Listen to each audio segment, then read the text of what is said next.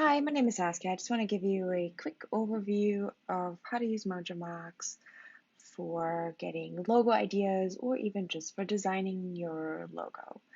So let's go to the Logo Maker app by clicking Create a Logo at the top. And let's just type in your company name, Mojomox or whatever.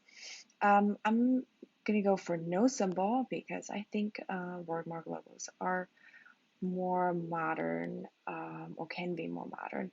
Um, First of all, you can click through the current fonts, anything from a little bit wider to serifs or around it are available.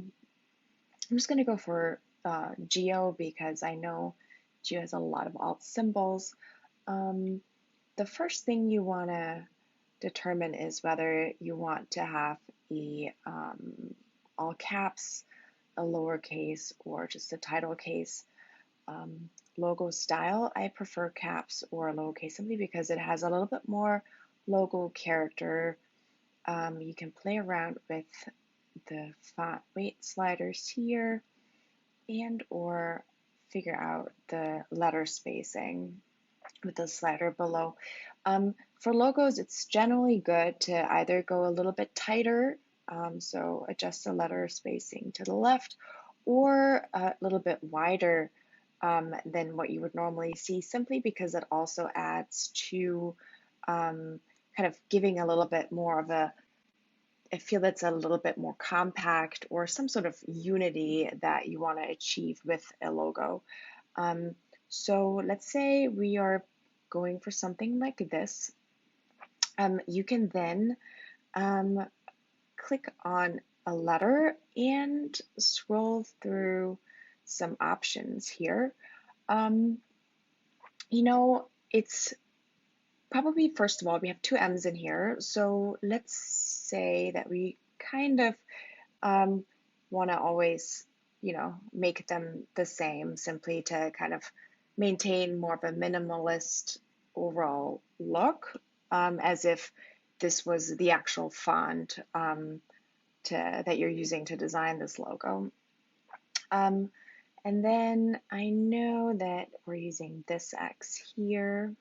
You can play around, obviously, a little bit with more like cool options and really, really make your logo unique. The next thing you want to kind of figure out is, it's always nice to see in big, like right here, but a logo needs to work in small very often. So let's scroll down a little bit and see, if it's readable or if it's a little bit too thick, or could use a little bit more, tracking or letter spacing.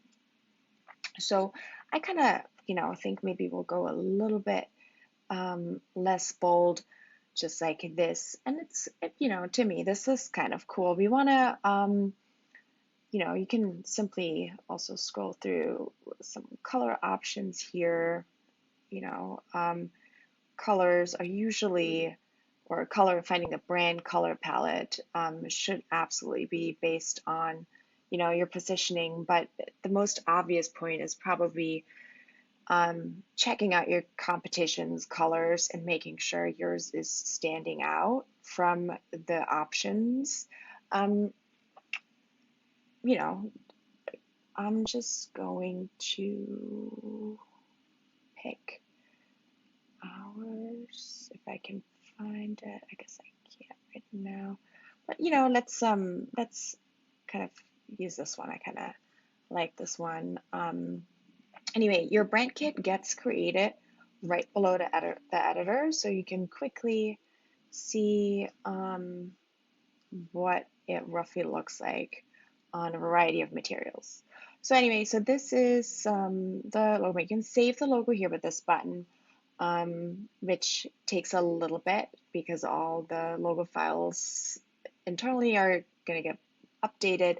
Um, Once it's saved, you can also hit the download PNG button and download your logo file in a custom format. All right, so that's it for this video.